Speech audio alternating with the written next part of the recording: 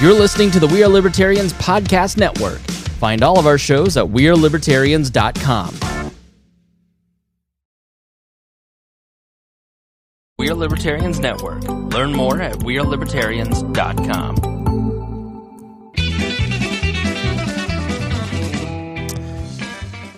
Welcome to Boss Hog of Liberty podcast. This is episode number 446 of East San Antonio's favorite podcast. Jeremiah Morrell here, joined by executive video producer, audio engineer, Mr. Zach Burcham, a man that works for chocolate milk and enjoys a nice puzzle when he sits down at the desk.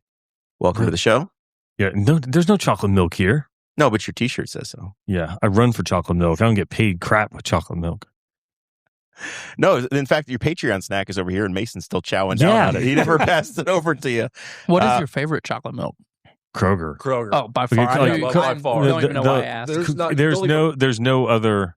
Nothing else even compares. No. The normal, like just the normal low fat is pretty good. If you want like the whole, which I don't allow myself to drink very often, is like just straight chocolate ice cream melted down. Yeah. Kroger is the standard. Just allowed is in my house if it's not Kroger chocolate. Just before we went on the air, I chastised Mason for not paying attention to the show and listening to it and knowing what the hell's been going on around here for the last year or so. And you can tell he doesn't, because he doesn't know the rhythm of how we introduce people or any of this stuff. Well, he just starts. He's just bold and charged. Yeah, just jumping in. Mason Rottinghaus, welcome to the show. Welcome back. Your first appearance on this show was when you called in from Purdue University, or you had been at Purdue and maybe you came home. No, I came home. And you appeared in Dakota's spare bedroom back on, this had to be circa 2017, 2018. No, I don't think it was in the bedroom. I think you'd freshly moved here. I don't think we were here yet. I don't remember. When were you a freshman? When did you graduate high school? 2018. Yeah, I think you So were it's here. been like March of 2018. Like, we were still there. Okay. Anyway, welcome back. It's been 8 years. I was here like a couple months ago. Bones Harcourt, Howdy. you're here in the studio for the second time this week. Yeah, I feel like I kind of live in Newcastle now. We can find you a place to buy. No, thank you. And then we have a featured guest today. It's Mason's also a featured guest. We've taken the co-host thing away, and he's a featured guest tonight because he's been on a world tour. We're going to get into that in the back end of the show.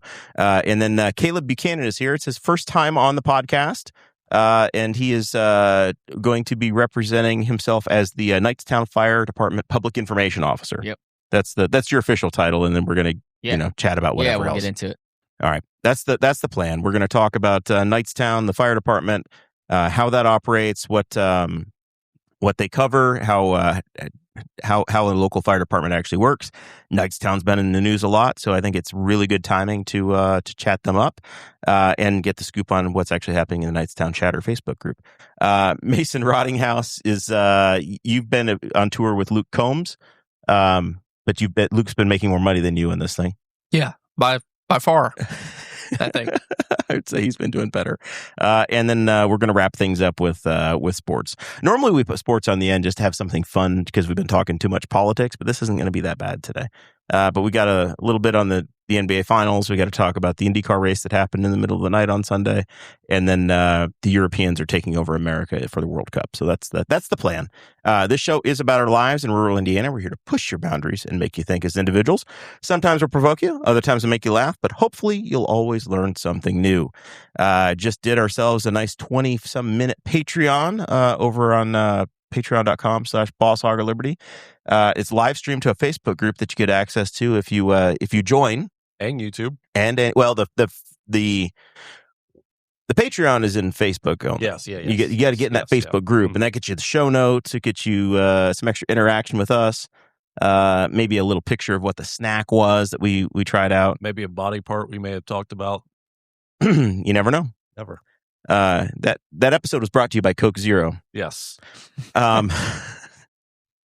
If somebody is a $50 or more a month person, they get a special shout out at the top of the show by Mr. Bones. By me. Now, last week we had such a good commercial presence that I think we probably should just give up and never try it again. Okay. Because the rhythm was perfect.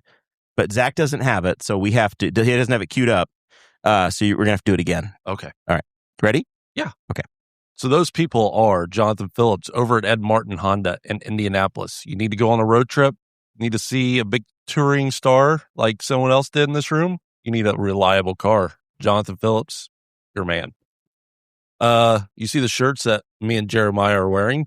Those were brought to you by Varsity Outfitters, making everyone look good. Custom screen printing, embroidery, whatever you need. Whatever you need, They they do- do on a shirt, a hat, pair of pants, shoes. They do all my work shirts. Blake Reese, your man. And if you got that Newcastle card, do you have one of the Newcastle cards? I do not. You look on the back of it; they're community supporters too. Oh, 10% off down there if you show that card. just amazing They're people. they're down awesome. there. Yeah. Speaking of amazing person, Tommy Oaks is your man on wheels. If you need a house on wheels for this summer, Can't believe Mason wasn't rolling around in an RV from Tommy Oaks, touring the country. I mean, if you're going to tour like Mason did, you kind of need an RV or a little Volkswagen van or something like that. No. Tried it once, not doing it again. Don't go pissing on the sponsors. Be nice. But unfortunately, death is always around. If your loved ones that have passed and their headstones need a little polishing up, Moral Monument Cleaning. She's your gal for that service. You know, it doesn't have to be a dead person's monument. It could just be a monument.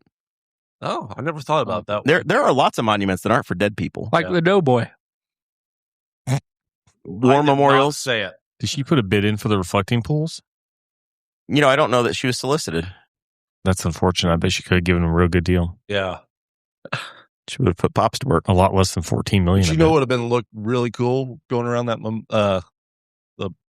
what's it called? The National Mall. The National Mall. A Pops Recycle Ooh, bicycle. a Schwinn. A Schwinn. Making that Schwinn new again. You know, I got the camper, and I have the trade name is the Jacket. Zach knows where this is going. I have the Jacket bike carrier that goes above your jack on the camper. Okay. Carries 2 of my Schwinns to every campground I go to. Very nice. Were those Schwinns brought to you by Pops Recycle? They were. They are Pops bikes, and they do a fine job. They do. So very good. I think this wasn't as good as last week. No. But it was mostly because Mason didn't go yes and it's his fault. Yes. Much like his Coke Zero problem is my fault. If this was subpar, Caleb, how'd we do? Do okay. I thought it was great. All right, I good. loved it. All right. If you got any dead people, you know who to call. They don't need cleaned. They don't clean the dead people. Just the monuments. That's important. That's the disclaimer that they did have to make you say. Mm-hmm. It's in the contract. For legal reasons, she will not clean dead people. All right, Kaleb Buchanan. Let's get to know you a little bit. You're semi-local. Yeah. Did you grow up with Mason? Yeah. Did you guys play baseball together? Yeah, and against each other for a long time. All right. Who had a better arm? He probably had a better arm. We had a better team. Yeah. He was a lot faster than me, All right. by far. He played for Tri and you played for Knightstown. Yeah. For Yep. Knightstown.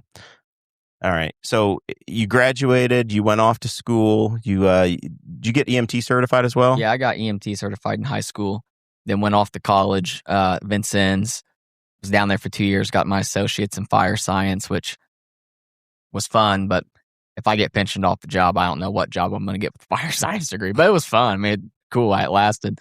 And then I came back and I went to paramedic school up at St. Vincent's. We were the last class before Ascension took it over and defunded EMS education. So I got my paramedic license there at the end of 2020, started practicing as a paramedic in 2021. So your day job, and this is a lot of this, the background you have is the same as my brother-in-law has, who's on 3 different fire departments. So I wanted to have you on and paint the picture for how a lot of the fire services happen for our local communities. You are a member of 2 different departments. Yep. So professionally, you are with Bargersville in Johnson County. Yep. And then you also serve Wayne Township, which is the Knightstown Fire Department. Tell me about how that department operates. So Knightstown Volunteer Fire, Wayne Township, we're completely a volunteer department. There's no paid, there's no part-time, there's nothing. It is just like how it's always been. Do it for the love of it. We do it for the people, do it for the community. It's completely volunteer. We have about 22 members on right now. And pretty much if you're home and your pager goes off, or really a lot of it comes through our phones now, we have an app that will send the dispatch. If you're available, you're at home, you get in your car, you drive to the fire station, grab your gear, and you get on the truck and you turn go, out. Yeah, you go wherever they're calling you to. So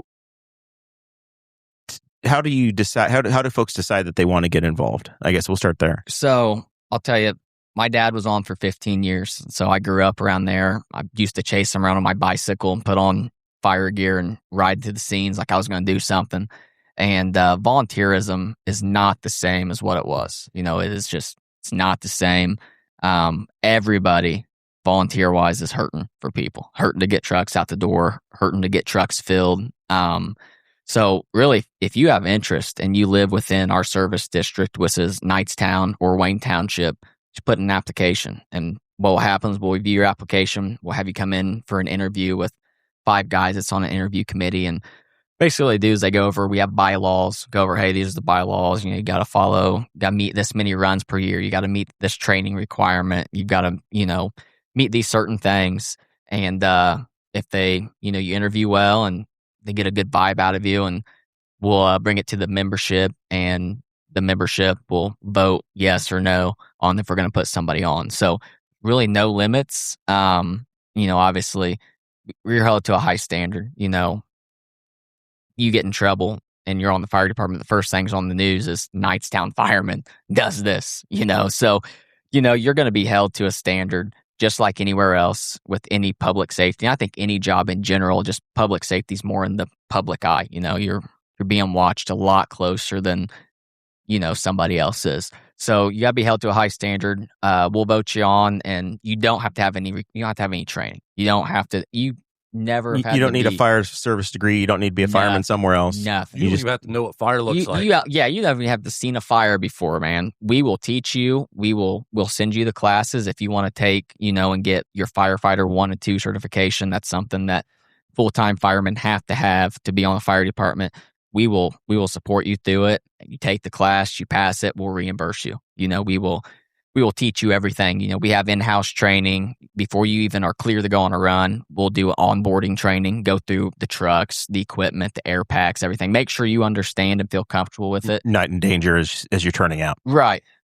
So it's pretty, on the outside looking in, it's like, oh, I don't know if I could do that. But really, it's not a sprint, man. We're going to walk before we jog. We're going to jog before we run, to get you ready to go. So tell me about the department. Knightstown is growing as a community, and there's a lot of investment that's looking like it's coming towards Knightstown.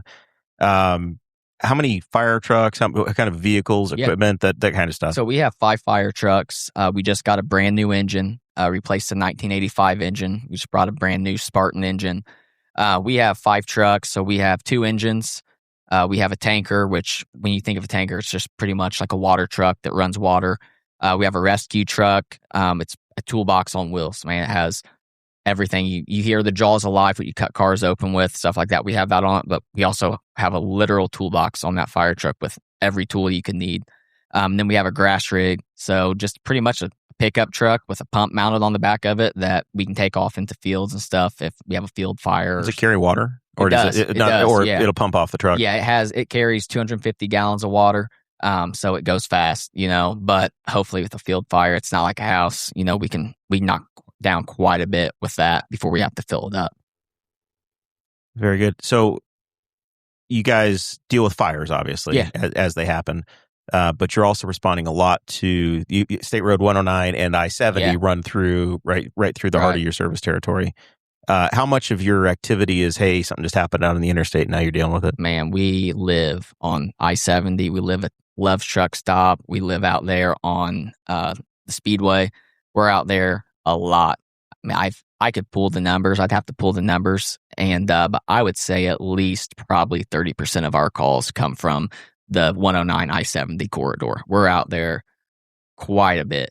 I mean, it is, I think they went out there today, actually, 109 and 70. And I believe yesterday we went out there too. I mean, it's very frequent that we're out there, whether it's an accident or a medical emergency out there at the truck stop, or even we get sent out to Love's quite often for gas odors. They run propane and stuff and they get leaks, and we run out there quite a bit for that type of stuff. So you guys are gas plumbers too? Yeah, we do a little bit of everything. Probably just start parking the truck out there. Yeah, I know. That's what I say, man. We need like a triage sitting out there because we go out there a lot. Well, I think in some of the data center hearings, they actually talked about being willing to locate fire or EMS out out on their campus back when they were going through the interview process. So it's fire. You said you have EMT certification. Yeah. You guys don't operate ambulances as the fire department. We don't. So we are what's considered a BLS non-transport. So the ambulances like that Newcastle EMS runs, they're ALS transport, advanced life support. We run on a BLS level, so basic life support, so EMTs, emergency medical responders. So we don't transport to the hospital, but we will any run. I mean, if there's a run in Knightstown, we're going to get dispatched on it. We're going to go. Newcastle's coming. We're going to go ahead and get there and start care, start stabilizing, do whatever we have to do. Newcastle's coming with ambulances, and Correct. You guys are going to be the first on the scene, likely. We'll be the first ones there. Like, if it's a cardiac arrest, we're going to be there doing chest compressions and working on the patient, or bleeding or difficulty breathing. We're going to go ahead and start treating the patient. We have the equipment to do it. We don't have everything that Newcastle has because they're an ALS service. But we have the equipment to at least start stabilizing and getting you to a place to where when the ambulance gets there, we can load you up and then get you where you need to go. Very good. So you got the new fire truck. How does that come to be? That can't be easy. Yeah. To just fire trucks are $250,000, $500,000, right? They're a brand new fire truck. Today you're going to pay at minimum probably $1 million. $1 million, all right. Probably $1 million. That has been a work in progress. Been a couple years of looking and talking to different dealers and specs and looking what we want to do and working with the fire board. Because our governing body is Wayne Township. So trustee, we're not ran by the town of Knightstown. We protect the town, cover the town, but we are a township department. So the township trustee and the 3 town advisory board members, correct, who are all up for election this fall, by the way. Those are the folks that guide or oversee your department. They're our fire board. So they have a monthly meeting with the fire chief or anybody that wants to come to the fire board meeting, and he'll basically our fire chief will give a briefing like, hey, this is what's going on. This is the expenses for the month. This is, the training we did for months, how many runs we made this past month. So we kind of work hand in hand with them on big purchases. If it's anything significant amount of money, we take it to them and, hey, we're looking to do this. Is this okay? You guys good with this? No, yes. If you want us to look other options.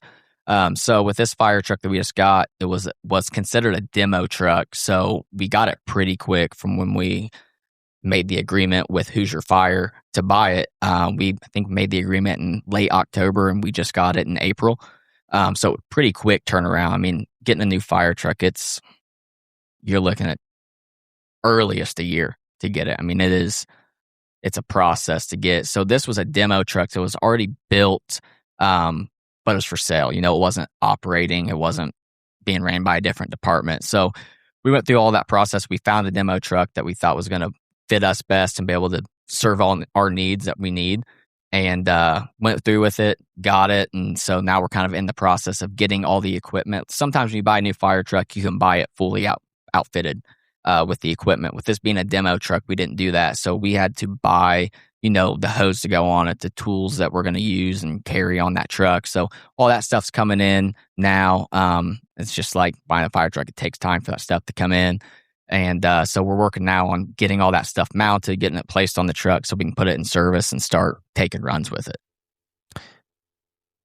The other runs you guys get into is if, say, you have a hurricane, not a hurricane, God, that'd be a surprise. That would be awesome. A cat in a tree. A tornado, right? You have a tornado, straight line winds, whatever. Yeah. Trees knocked down. I assume you guys are turned out for that kind of thing. Yeah, well. I mean, power lines. Here's how it works, man.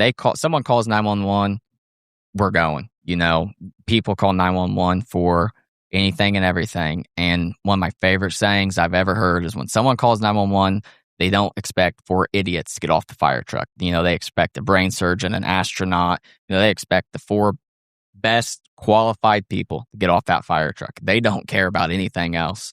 So whether you're calling for a cat problem, you call for, we've gone for power outage and people that are on oxygen and their oxygen machine's not working. They're like, I don't know what to do. So, our job is to, whatever you call for, we're going to show up and try and figure it out. Try to lend assistance. Yeah. If we can't figure it out, we're going to find somebody that can.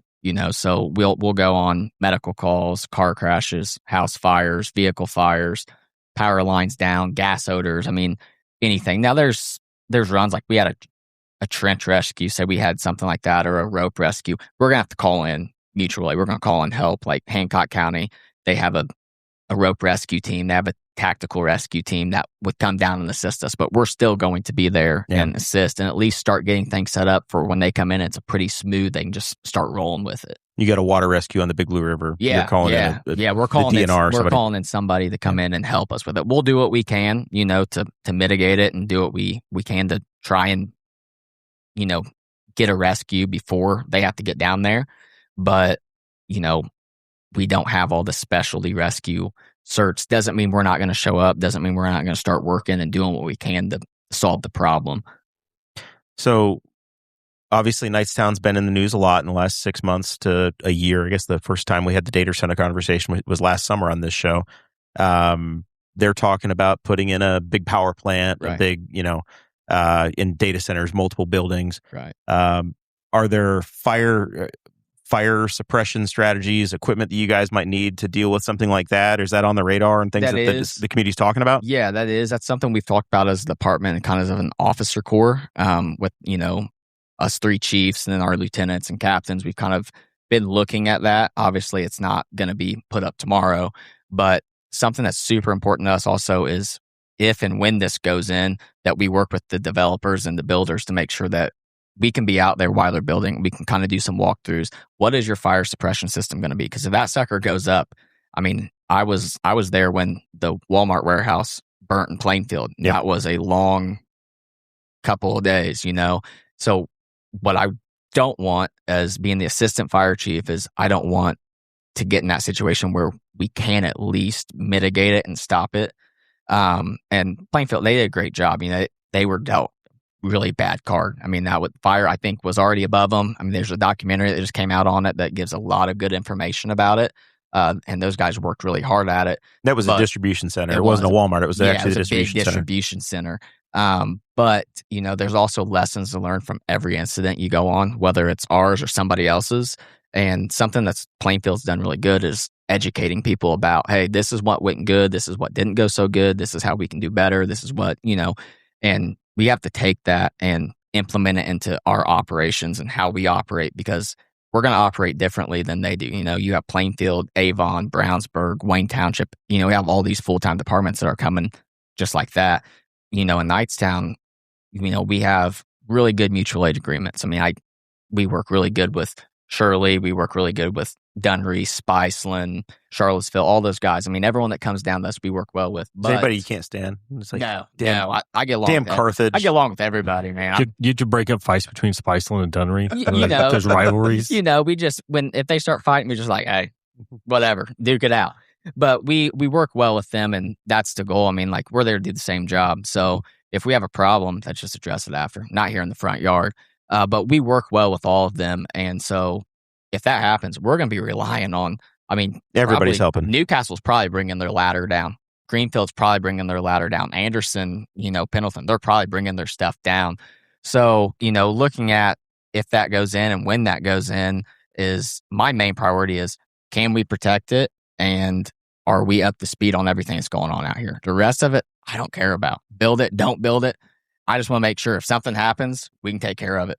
Rushville had a fire downtown a couple of years ago. They did. And they needed a ladder truck, and my brother-in-law had just bought one from the city of Cincinnati, and it was sitting in their driveway. Did he take it? And it went. That's awesome. Yeah. It was in all the pictures, and they were like, "Where the hell did that ladder truck come from?" I was like, "Don't worry about it." That's great. How excited was he? Oh, this is my time. Like they're like, we need a ladder truck, and he just looks and he's like, "It's my time." Yeah, the Posey Township Chiefs like. Grab it. Sweet. Yeah. That's a movie, dude. That's like a movie. It is. Yeah. It's like get to use my fire truck that was in the driveway. Does he have has he made up his own volunteer fire department logo to put on the side? That's what he needs. The fourth fire department. But just put his own just come up with this. Just name his own his family fire department and just go and throw the badge on the side of it. Just make your own graphics and just I need it. Whatever. I'm here. He's gonna pull over a fire truck, right? Stop it. That's just let it go. Yeah, that's my favorite one. Is that they don't care where they come from. That's hilarious. Nobody's stopping Just you. bring them. Can That you spray is- water? Great, get to work. I genuinely want to hear what his thought was when he realized that, yes, he was going to be bringing his personal fire truck to fight a fire.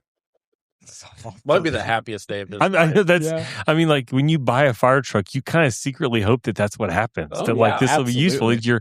But you don't think it actually will. Well, Yeah, that is like a fire movie. That's truck like a for parades. Yeah. No, he doesn't have that anymore, does he? No, you I sold was it. going to say he's already flipped it. and No, got that was rid a of it. demonstration. I think he sold it to a neighboring town and said, "You do need a ladder truck. Hey, Look, I will say, I think Boss Hog of Liberty, we're selling the 85 engine. It's going to be closed bid. I think you should buy it. we need a parade vehicle. Yeah, we'll put the logo on it. If we get a fire, just bring it down. Just- I ain't going to ask no questions. I'll Just- drive just to work bring once it. a week. Do it. Just come down and be a hero." Just come do it. Why is this fire truck Put a delivering my mobile $30 broadcast package? studio. Yeah. Somebody else is supplying the steel for your bridge on the south side of town. Is that almost done?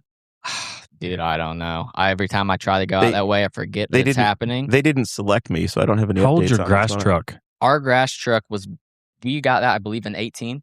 Okay, It's fairly 'cause new. One of my favorite things about the volunteer fire departments is that they have Vintage equipment from they have 1973. the most mint pickup trucks that you've ever seen in the county. Oh, yeah. And then they'll roll by. I remember, like, I forget one, because if you go to a county event and there's a parade, you really hope there's no fires, because most of the time all the volunteer Every fire fire departments are department's there there. and they're rolling No, into their trucks. They're all ready to go. They're closer to I know, the yeah, they're ready to- department now than well, they it ever depends would on be. what township they're from and what Yeah. township they're in.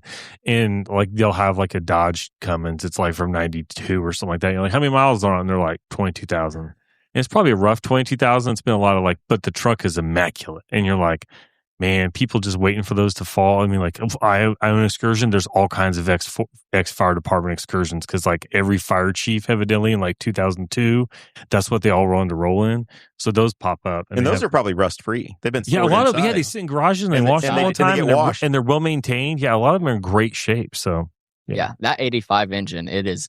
I hate that we're getting rid of it. I love it. I mean, it is immaculate. it's probably stupid simple to work on It it is. too, and easy to get It fixed. is a beautiful fire truck. It just We'll make sure that that brother-in-law is aware of it because he may Yeah. be He might. he very well may be a bidder. yeah. And then I'll just make him put a sticker on it for me. So as communities grow, we've talked about this on the show for a long time, that the growth of Indianapolis has continued to come east, and the number of building permits that you've seen in Hancock County is off the charts. Knightstown is next, right? Yeah. That's what's happened. That's where it looks like your growth is going to come, and you're going to start to see building permits and people building and the population growing. At what point do some of these rural fire departments start to become no longer volunteer and they start to go professional route where you've got full-time people? Yeah. I think a lot of that depends on your budget and what you have coming in to be able to financially support that. It is something that, looking at Knightstown in the next 5 to 10 years, I truly, speaking as just a citizen, I think it's going to have to happen, but in order for that to happen, you need to be ahead of it and be ready for it. You don't want it to happen. You get caught with your pants down. You're not ready for it. My view on Knightstown, I've been around that department for 26 years since I was born, and it has changed, and it's going to continue to change. And if you are not progressively getting ready for that change, you're going to get caught. You're going to be on the back burner. And I think within the next 5 to 10 years, it's going to have to be something that's looked at and considered, because it gets busier and busier. I mean, 10 years ago, they were making 250, 300 runs a year. We're clearing almost 600 a year now. It's growing. And, Knightstown and Wayne Township keep us busy. They really do. But we also, if there's a fire in Dunreath, we're going. If there's a fire in Charlottesville, Shirley, depending on the side of Charlottesville, we're probably going. We're rolling out, but that doesn't mean that the emergencies in Knightstown stop. If we're out in Dunreath and we get another run, hopefully someone's around to grab a truck and go on that run, because if not, someone's going to be sitting there waiting. And we're pretty good. I will say we're pretty good about getting trucks out the door and getting on runs when we have multiple at the same time. I mean, it even happens now in Knightstown. We'll have a run on one side of town, then we have another one on the other side. Comes out 2 minutes later, and we get the trucks out the door, and we get out there, and our people do a really good job. You don't have to worry about it. But with the growth and just how fast things are moving, like I said, everything's moving this way with the building permits in Hancock County. It's eventually Hancock County is going to fill up. They're going to have to move, further east, and we're going to have to make sure we're ready for that. And I think that as a department and with our township and our fire board, they do a pretty good job of staying on top of that stuff, and really looking at it and having honest conversations. It's easy to just say what you want to hear, but sometimes you got to have hard conversations about things and address things. And that's something that, I can say that in my experience, I've been on for 6 years now. There's always that open door communication, but it's up to somebody to take advantage of it. If you don't, I can't have a conversation with you about it. So tell me about the recruitment side. Right? You're a family legacy, right? And like a lot of folks, my father was on a fire department. My brother-in-law is. My grandfather was a fire chief in New York State. What happened to you? I started. Well, I live in an area with professional firemen, and I've got a podcast and a day job that takes me to Pittsburgh. Does Newcastle not have a volunteer? No, they're pros here. They're professionals. Rushville's. They have a professional and a volunteer. And they do. So. They have both. Doubled up. They do. Man, well, you guys just piss away tax dollars left and right, don't you? Somewhat. I didn't realize you had both. Oh, yeah. Yeah. There's Rushville City. Rushville Township. Rushville Township. Yep. Rushville Township, I think, has a 1978. How much township Chevy. is there outside Rushville? Bones probably lives in the township and not in city limits. Because Newcastle, the township, Henry, they contract out their fire service to the fire department to Newcastle. So I don't think there's that much. It's been a while since I looked at map. But Westwood, all of Westwood is the township. Yeah, but then there's like little White chunks here Estates and is there. the township. Well, that's you can see you can play football with somebody in Newcastle from your neighborhood. So it's a contiguous from my house neighborhood. to city limits is a pitching wedge. Yeah. Well, it About the same depends. for me. If the roads were better, it'd be a putter. But It's a big crown on the road, man. You'd have to. Or all the holes they dig because the water main breaks. But it's Sorry, been we're rough. back on subject. I lost track. So you got into this because of the family connection, I'm sure. Is it mostly generational, or what's the makeup of the department? 'Cause I'm picturing if 22 people, you got a lot of family members, and it's probably the same families that show up all the time. It is. You probably are trying to recruit and find people to continue to add to. I guess there's probably a bunch of guys that aren't on the south end of 60. Right. Yeah. There's it is. It's a lot of Guys and girls. Public safety is family legacy. You grow up around it. That's what you do. And I would say we have a lot that followed family history. So when it comes to the recruiting side, social media is huge now. I mean, everything's on social media. So, what we're trying to start doing is really push out there like, hey, we're looking for volunteers. Are you interested in volunteering in your community? Apply, come talk to us. If it's not for you, it's not for you. But at least come give it a shot. Because eventually sometimes family legacies die. They don't. Someone goes a different route, or they don't have kids and they don't have someone that follows up with it. So when it comes to the recruitment side, man, it is hard, especially right now, especially with just volunteerism. It's just not the same. It's not the same. And I can remember as a kid, they get a run on the interstate, they'd have 3 trucks full roll out the door, and that was everyone. But everyone also worked for the town at that time, and they could leave work to go on runs. And it's just not that way anymore. Well, let's use an example. Your day job has you in Johnson County, so you're not around to deal with that. But when you are around, how many rounds? Do you know how many rounds you did last year? Last year we did 500. You. Me. Yeah. Last year I did 120 runs. You made 20% of the runs, and you're not even. You're gone a lot of the time. Yeah. I made 120 runs last year, and that's what makes it hard. Like during the day, people that don't, because I worked at 24 on, 48 off, so I'm home for 2 days.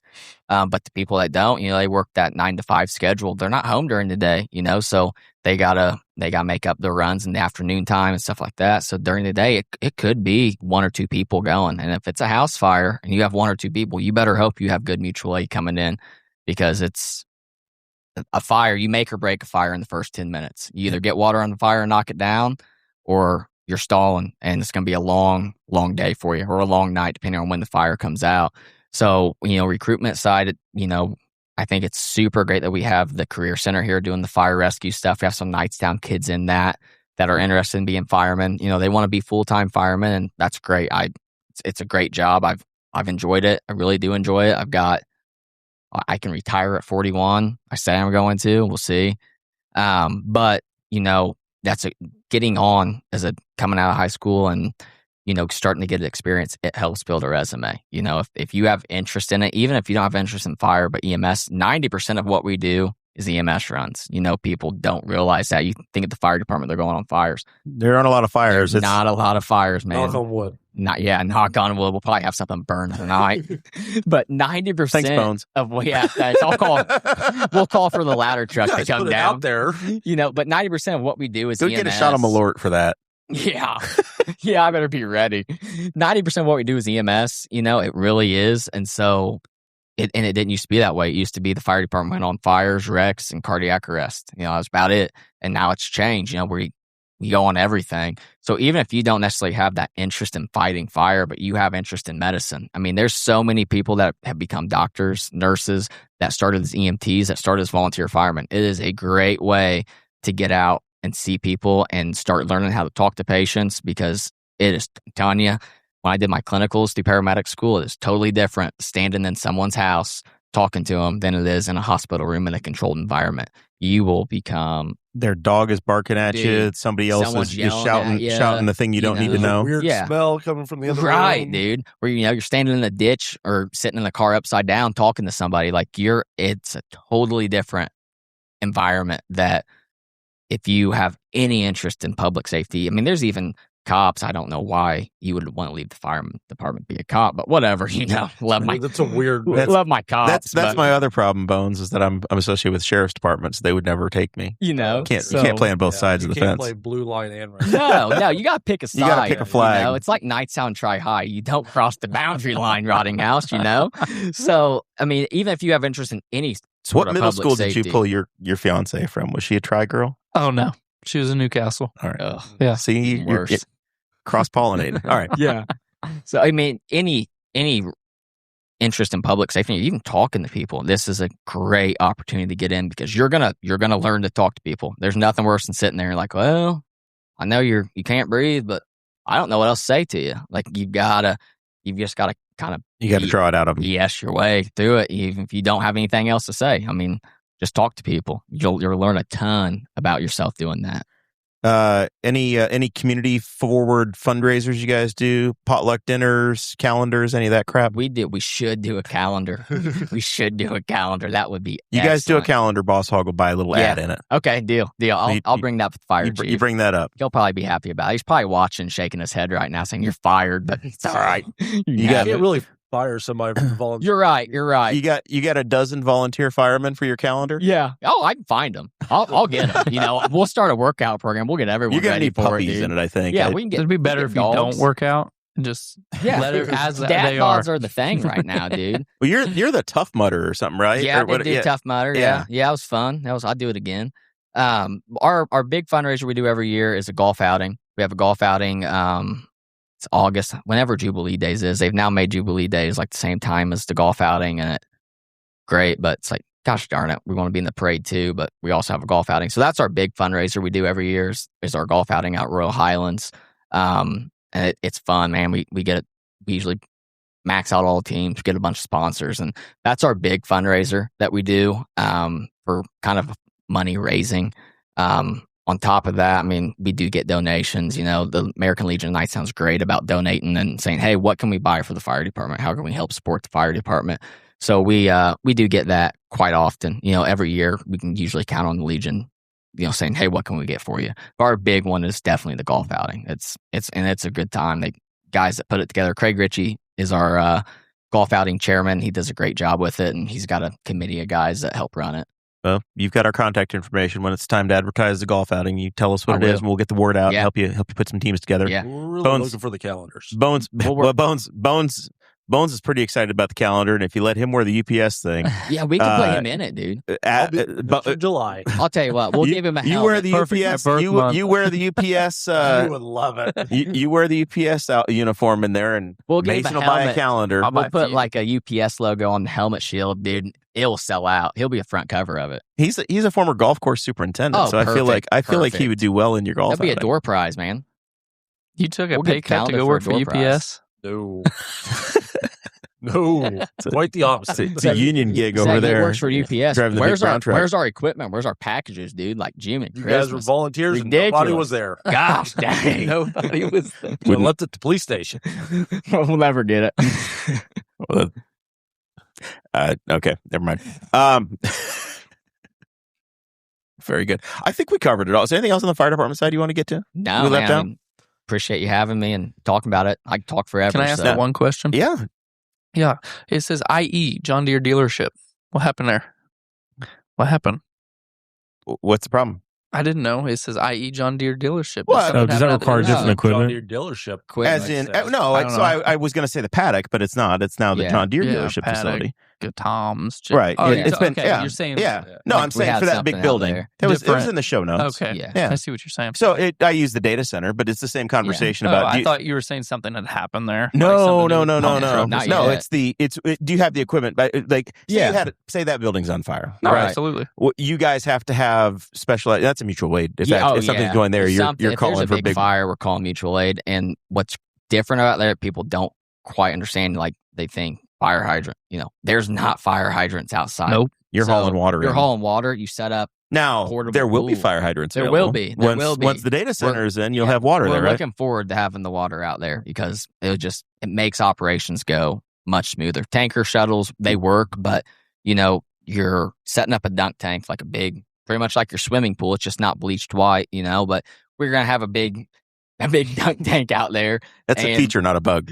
And we're going to have to draft off of that. So we'll set up and basically pull a draft, and you got to keep that full. So we have there's going to be tankers coming like crazy. Anytime you get outside of anywhere that doesn't have hydrants, you're going to have to set up either a nursing operation where one truck sits there and someone And you're feeds just them, filling into it. and you just continue to just rotate. How big are the tanker You could go to trucks? the golf course and pump out the So you irrigation. can get a tanker Yeah. that has Probably anywhere. not enough water there, though. No, Surprised. our tanker is 1,500 gallons. How long does it take to fill it?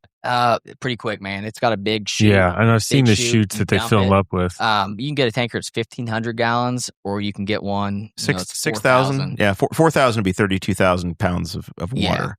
So 6,000 times 8, 48. Yeah, 6,000 would be a lot. Yeah. So they'll just bring in tankers, and we'll just continue to dump into this tank and basically draft. It's almost like a straw, pulling it into the tank and into the pump, and we'll just continue to rotate through that. So they'll dump, they'll go fill up, they'll come back. They'll dump, come fill up, they'll go back, and there's just a line of tankers to dump water off.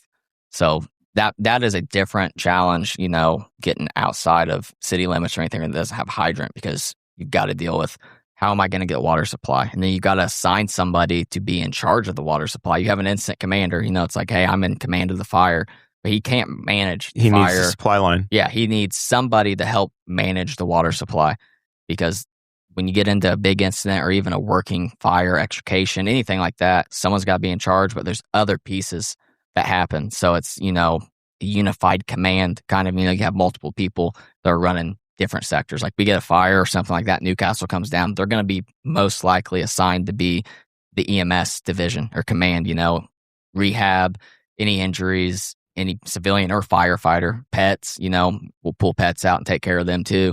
They're not the top priority over life, but if life is out and we know there's pet, we're going to go look for it. We're going to try and get it. So there's a lot of moving parts that That'll make Mason feel better. you don't What? see.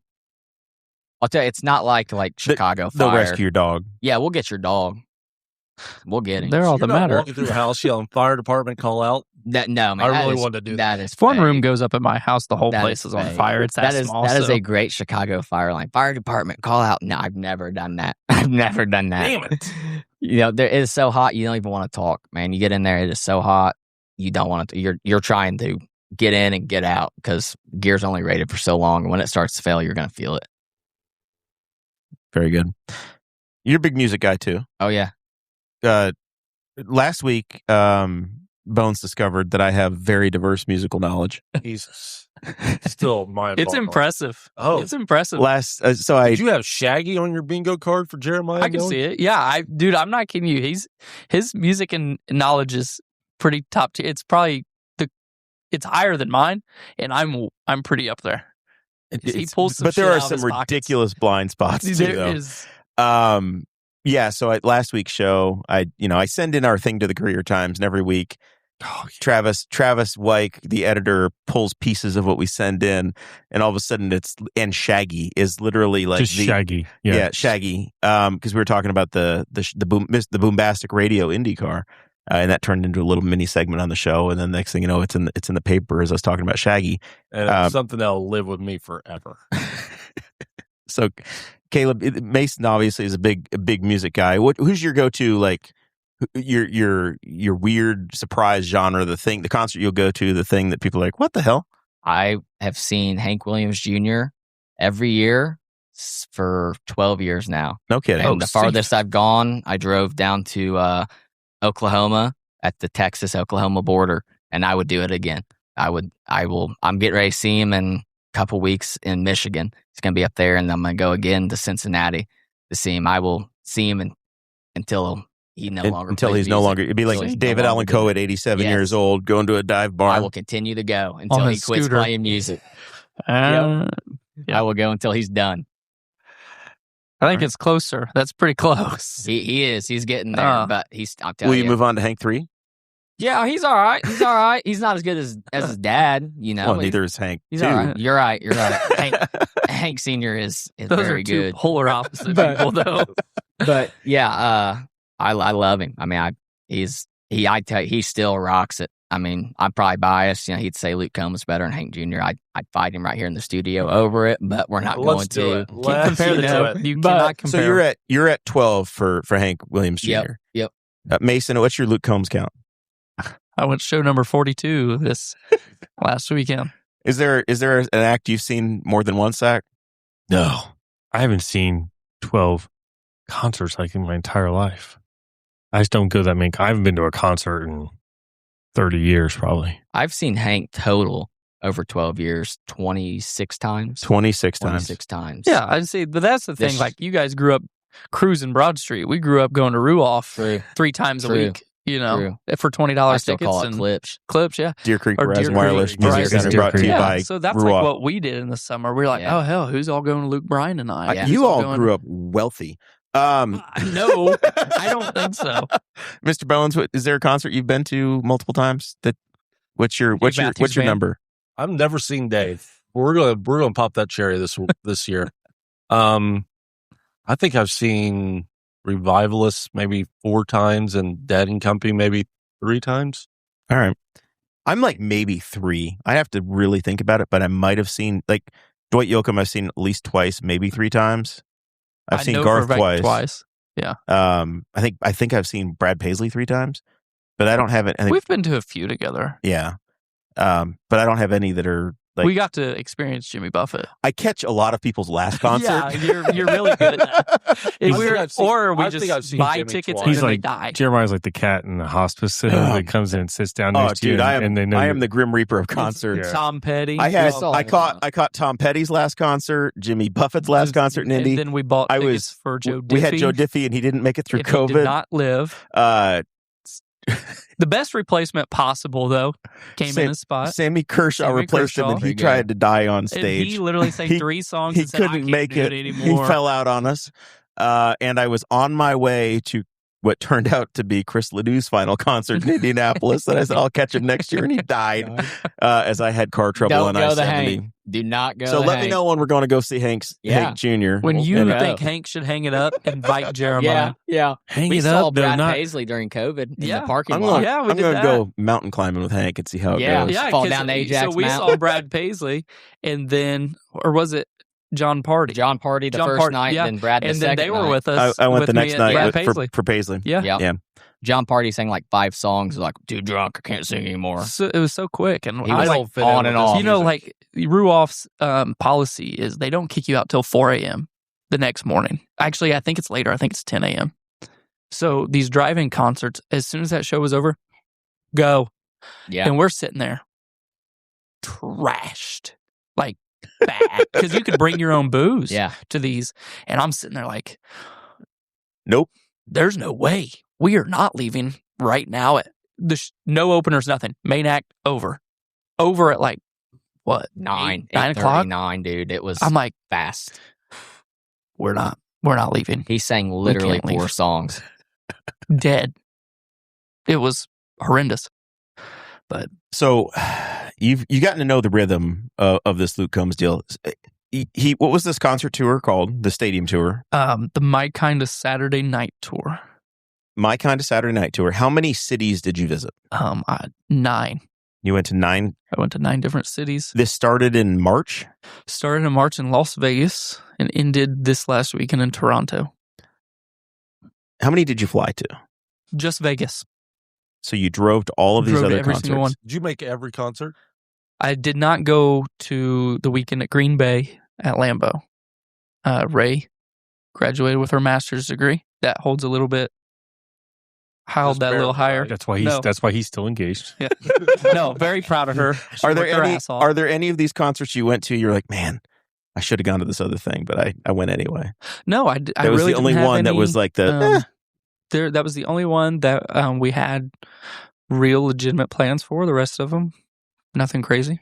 So you go and you went to 9 concerts, 9 weekends. You went to more than 9 concerts. Yeah. It's probably more like 15. So 9 weekends. I think it was 11 shows. I think. Are you in a special club to get your pit tickets for all of these damn things? Because you don't sit. You stand very close. It's a whole experience. Yeah. So no, there's no special ticket, and Luke makes his tickets pretty affordable anymore for a concert ticket in the pit. You know, you go see Morgan Wallen, and it's what $800 to be in the pit. Dude. Price sticker price somewhere between $200 and $400 for one of these. $200 max. There's no chance you're getting a chair thrown off a roof, and you're not going to get hit by a falling chair. Yeah, no. So maybe a beer can. No, there's no special ticket. Just buy a pit ticket, and then it's a whole thing there. So waiting in line way early. How early are you in line? If we don't have any kind of access into the stadium early, it depends. We always scout the stadium out beforehand, the night before, and kind of know what gate we're lining up at, because there's certain gates that they have wristbands at. Do you ask questions to figure out what gate they're going to go in? You're asking staff? Are you asking the stadium? Anyone who was going in where. I'm not worried about. I'm not that weird. But no, they always send out an email a couple days before. Hey, pit's going to enter at this gate or whatever. And each place has just an absolute downfall of how they do things. So that's always a curveball.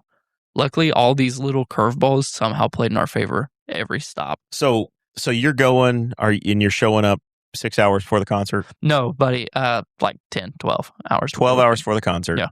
You bringing a folding chair? Yeah. You're tailgating it. You're tailgating in line. Is there a little code amongst who was here so everybody knows where people were lined up, no, and then you can come and go? Everybody, yeah. Once you're in line, nobody really is like, oh, you left your spot. No, it's not like that. Everyone's pretty chill. How many of you are the same people? How many did you see? Just the same like our people? little group, really. What's that? Did you see the same people at different shows? Occasionally, yeah. You would find some people. Like up in Toronto, we knew some people there who have been to a few other shows this year. It's got to be similar. You go to an IndyCar race, and there's like a half dozen to a dozen people that I can assure you will see. Yeah, absolutely. Every race I've been to. So I'm I don't even know them necessarily, and I don't know if they know me. If they recognize me, I'd recognize their faces, yeah. So that kind of goes along with my question. You have deadheads who follow the Grateful Dead around for shows. You have parrot heads with Jimmy Buffett. They would do little tattoos on their arms, or write their numbers. Yeah, your number of times. And they drink the Jimmy juice. Is there what are we calling Luke Combs fans? I don't think there's Williams. You're bootlickers, right? Yeah, it's the Bootleggers is the fan club. Leggers, not lickers. Yeah, not lickers. Yeah, right. The Bootleggers is the fan club. It's a free fan club, but we don't we're not like the parrot heads or like I'm a deadhead or something like that. Okay. Like I'm not like, I'm a bootlegger. No. So you have had a tremendous ability to run into Luke Combs when you visit one of these concerts. There's 60,000 people going, but yet you get FaceTime. How is this happening so often? I think it's just kind of how humble the guy is. He's It's like, God damn it, I gotta go see Mason again. Yeah, and it could be that. It could absolutely be that. I have seen this motherfucker twice. So, Maybe if I take one more picture, it'll stop showing up. Just stop coming. So, our group's known. We've got a few of us that just travel to shows, more some than others, and, just because life, right? So, and the whole team recognizes us, it's because it's been a multiple year thing. Of our group, we've attended over combined almost 400 shows. So it's we just get recognized at that point. We know all the. I'm going to say small. I'm not going to say their job's not important or anything, but we know people from the bottom all the way to the top. The lighting guy. Yeah, absolutely. You know the camera sound guys, techs. the people, the guy, the world's so small. Las Vegas, the farthest show other than Montreal, which actually Vegas is still further. I look at Luke's video director's Instagram the next day because his story puts a story on. Who's in his picture? It's Stephen Bennett and Shane Osteen from Newcastle, Indiana, in Las Vegas at the Luke Combs concert. It's just a small world. Hutch, his video director, is from Brazil. Knows Andrew Bowman. It's just wild how small the world is and the people you know. So we just, like I said, we know everyone from the bottom to the top. Get to know them. So it's not just about going to the show; it's a family reunion. Yeah, on the weekends. I mean, every time we see them, and it's always the same. You guys again, kind of thing. But it's all in play. They're all excited to see us. They've that whole team, Luke's team, has made memories that I will never find the words to explain. So you got to do something really special at Toronto. Yeah, you were on the stage and backstage the whole show. It was absolutely insane. Never experienced it. Never would have asked for it or expected it at that. Anyways, it started out this stadium at Rogers Stadium. By the way, it's a temporary place. I think it's up for 4 or 5 years. It's an old airport there in Toronto. It's literally right on a runway. This isn't the Rogers Center where the Blue Jays play. No, Rogers Stadium. Yeah, There's is an outdoor there stadium other than music. It's set up like just a big stadium, but it's just a music venue. Temporary, windier than hell because there's nothing around. So, and they still utilize the old perimeter gate like the old airport. So those gates open at 2:00. Then you have to go in, wait till 3:00 for actual gates, and then 5:00 to even go in the stadium. You have to pass through TSA? No. So it was just kind of a pain. And, the perimeter gate, the closest one was, I think, almost 2 kilometers. So that's 1.2 miles. What is it? A little over 1.2 miles. Yeah. So from the gate to the stadium. So it is a little bit of a haul. It's not like you're running at any other stadium. This is on foot? On foot, yeah. And so we were kind of like, this sucks. We're just not going to try today. So we literally got in line at 1:30 on Saturday or on Friday night. And somehow I managed to be first in the pit. I don't know. Just because, anyways. How many women did you elbow out of the way, man? None. So the group in front of us, there were 3 gates. The gate 3 was the closest to the pit entrance. So, and nobody knew to walk around to gate 3. They all just stayed at gate 1, which was completely on the other side of the stadium. So there were 7 of us, and then those 7 were together, so they kept their tickets on one phone. So I just scanned my ticket and walked right in front of them and walked over to the pit. They were a little angry, but tough shit. Learn the process, And then when they saw you go on stage, they're probably even more pissy. Well, they probably weren't there Saturday night. Saturday was a whole different ball game. I got in line about 10:30 because I knew I did not want to be out there all day, especially after the issues I've been having. And I was like, yeah. Have you tried prayer? Yeah. Twice. Check Patreon if you want the bloody details. But, and we just happened to get a message from somebody on Luke's team, and she's from Indiana too. And she's like, hey, Luke wants to get you guys in about 20 minutes before doors, and give you one of his custom trading cards. Cause he's gotten into this collecting, obviously trading cards and things like that. He had some custom cards. So he knew you guys were there. Yeah. And wanted to hook y'all up. Yeah. And so we got in, well, what we thought, the wind was so bad that they moved the first 2 opening acts out to the stage on the outside of the stadium, the tailgate stage. The bowl was supposed to open at 5. It got pushed to 5:45. They came and got us at 5:30, took us back. We met Luke. They're like, oh, we're going to push doors again. The doors didn't end up opening until 7. But so then it was just instantly, to Dirks Bentley, then Luke.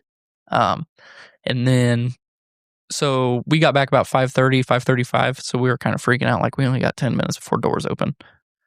Turns out, not till 7. But nobody knew. They always kept it hush hush. So we, after the whole Luke experience, like we traded, we had a couple cards for him. He gave us those 2 cards, and they're out of 100. So those are pretty cool to get because, like, and he was like, I haven't given these out to anybody yet. You guys are the first 2, so that was cool. Does he know he stole my look? By the way, all the POGs. Yeah. You're right. So we just sat in the pit for a while. I've been dressing this way longer than he has. You're right. So we were sitting in the pit for a while, and Jess came back and she's like, have you guys been on the stage? And we're like, no, like it's just a stage. Like, okay. So she's like, well, when they let us onto this stage, because of the wind, I'll come get you and we'll go up. So she came up, and what we thought, we were told 6:45 again for doors. So she came up like 6:40. She goes, let's go check the stage out. I'm like, can we make it quick? Like, I want to make it back to the pit so we don't have to lose our spot. She's like, yeah. So we go up there, and Matt, his stage manager, goes, what are you guys doing? And he's like, why are you up here? And just like, Luke wants him to see the stage. And he goes, Combs? She's like, yeah. And he goes, like, shit.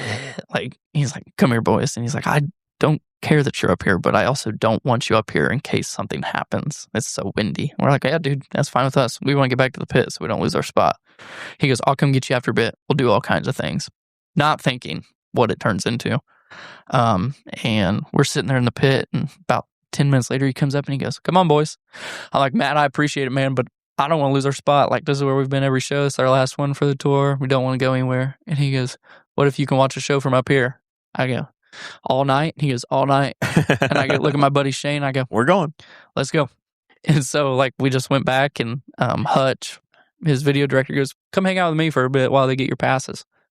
And so we're just sitting there in Video World in the AC watching right back there where, they're pushing all the buttons to put whatever on the screen and all that. And I said, Hutch, I saw what you guys had in catering tonight. Your Instagram creeping on them? Well, a bunch of people. And not creeping. They just put their stories on. I said, I saw what y'all had in catering tonight. He goes, yeah, it was damn good. I go, yeah. And so they bring our passes. He goes, oh, hell, they're giving you guys working passes. And he goes, those are like the next stop under like a laminate, like all access. You just don't have any escort privileges, basically. I go, oh, really? He goes, come on. And so we walk back to catering, and top sirloin, bacon wrapped filet mignon, king crab. Here, like, it's absolutely hang on. Here's more random trivia for you. I'm a musical knowledge guy. Yep. I also know a bit about agriculture. 9-year 4-H'er. I came to this country too late to be a 10-year 4-H'er. You were in Canada. Yep. Do you know what sirloin can be in Canada? Horse meat. I don't know. Didn't try it. But, either way, it can be. A tenderloin could be an Arabian, or it could be an Angus cow. I'll tell you what. It could have been either. I pigged out on those king crab legs. Because the meat literally was like, I don't even know how to describe it. Like, it was. Well, it's king thick. crab legs. Yeah. Huge. Straight out of Lake Ontario. Just huge. And it's like, okay. He's like, what do you guys want to do next? I'm like, I don't know. I've never been my back first here. time like, here. I was like, we'll just follow you. So like, we went over to Speakeasy, and I didn't drink or anything. So I was like, oh, and I was drinking Canada Dry, in Canada, the whole time. So like, we watched the end of Dirk's set. We get off the stage and clean up, and then after the about 10 minutes before Luke comes on, we literally just stood on the stage the whole show. It was sweet. I mean, I can never find the words to literally like thank or describe the team or what that whole experience. It's a spectacular experience. It was fantastic. It's like I'll never have to go to a show again, because if you can't be there, then you just don't say you can't you've been ruined. You can't. Glad the tour is over. You can't be a normal person now. No, I can't go back to when during the show did you do this stage selfie? That was right before Luke came on. So Matt was like, "Come on," and we're like, "What?" And he's like, "Let's go get a picture." I'm like, "Okay." What? And it's wild to me because at every one of these shows they have VIPs and whatever. Like there were 4. Did you wave to anybody that you recognize, like those faces? Did you wave to any of them from the stage? So we were on one side of the stage during Dirk's set, and my phone goes off, and it says WTF, and it's a picture of me and Shane in the back, and I'm behind Dirk's, like literally like off to the side behind Dirk's, and they're like, "What?" Like I was like, I don't even know how to explain. I just replied back, "I work here now." Yeah, I was like, I got a job. So, you don't want to know what I did. Yeah. So it was crazy, and it was wild because like we had some Blue Jays players behind us that night, and they really didn't even watch the show. We were there the whole time. Not a whole bunch of people, like literally never anyone behind us until maybe the last 2 or 3 songs, showing face when Luke comes off the stage, kind of thing. They weren't there for the music; they just wanted to be there for him. Yeah. So, how I know Garth Brooks, they have because you and I did a lot of Garth Brooks stuff together, or attempted to, but COVID canceled us 300 times. COVID or rain. I was, I am me going to concerts is like just. It's a 25% chance it happens if I have tickets to a concert. Something happens. Horrific rain, global pandemic, whatever. It just gets in the way, or a person dies, or it's their last concert. So Garth would take requests. You went to 15 concerts in 3 months. Was it the same set list every damn time, or did they mix it up? Because you got to be like, oh, yeah, it's going to hear this song again. There's new music out right now. He's got a new album out, so it was I'd say for the most part it did stay the same. There were some new songs thrown in there. It kind of switched after about 3 weeks on tour. The first set list was completely different than the rest of the tour, so like a lot of the new music got thrown in, but yeah, you do for the covers? most part, no. Fast Car, I mean that's his song now too. Yeah, bad cover anyways. I think You're such an angry bitch. He doesn't hold a candle to Tracy. Sorry. No. Tracy did it so much better than Luke did. Tracy did it with him. I think she embraced it very much. Outshined him big time. It's her first public appearance in 30 years. So, yeah, I mean, for the most part, the set list was about the same, except Friday, Saturday night, those switched up, being back-to-back nights, but... So I was, but for the grace of God, not born in Canada, right? Thank God. A couple of miles away from being a Canadian. But my passport says New York State. Montreal is about an hour and a half away from my original hometown. What is your big quarrel with Montreal? You go to Canada, you're out of the country. You go to Montreal, and you're not in Canada anymore. It is France. Practice France. Practice France. There's no lanes in the road, so it's just a mess. It is a massive city. It's huge. It's just traffic, and it is like going to, like, it's like New York City. It's massive. It's just pretty a free-for-all? Bunch of one-ways, bunch of garbage on the streets. It's almost like New Orleans. I loved Montreal. I think it my depends one on day what I get to side spend you there. go to. We'd never cross if you cross the river, you're back in the States. No. Okay. So. No, you're way north of America at that point. Okay. Well, we never went on to the opposite side of the St. Lawrence, then I guess the side we were already on. I mean, the concert was on an island. You were on, there are like 2 islands inside of the river. Parc Jean Drapeau. You were right next to the Formula One track. Like, right next to it. That was the next island over. Yeah. And that's where the casino and Formula One. On this one had the Six Flags, had the biosphere or whatever. Formula One should be coming in, like, I guess it was Memorial Day weekend. It was, yeah. Okay. So it had you missed it by like a week. Well, I'll tell you what, or 2 weeks. That city's interesting. Yeah. Just say it. They get so angry when you ask them to speak English. of course, you go somewhere, you want to try these places you can't have at home. So we just tried like a Canadian fast food. No, not Tim Hortons. It was called Le Petit Quebec. Okay, so what's that mean? Cute Quebec or something? I don't know. A little bit of Quebec. And Quebec. Yeah. Quebec. I don't know. So it's just burgers, fries, pogos. You know what a pogo is? It's a corn dog, pogos, and poutine. Putin. Anyways, so it's kind of like cafeteria style where like you pull your tray and they throw it on there and you just keep going. So we go up and she's switching the paper in the receipt and she, goes on in French, and Ray looks at her and goes, and she says it again, and Ray goes, I speak English. And the lady just starts cracking up. And she goes, oh, I was saying I was putting more receipt paper in. Give me a minute. And she goes, I would have never known that. And she goes, now that I hear you talk, I definitely know you're not from here. I'm like, oh, we have accents? You know what? You should honestly be impressed, though, that they couldn't tell you're American by looking at you. Oh. Because they say if you go to Europe that they can spot Americans from a mile away. Oh, no, they could. They told us that at the show and like, oh, yeah, we know you're from the States. That lady couldn't, though. That's true. But that's you should be proud of that, because any other country, they tell you they can spot Americans from a mile away. Yeah. So Montreal is just, Toronto wasn't awful.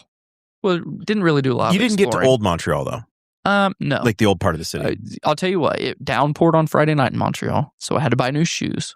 So we had to go downtown to buy to some French, but it means the running room, and they just had Brooks, the running shoes.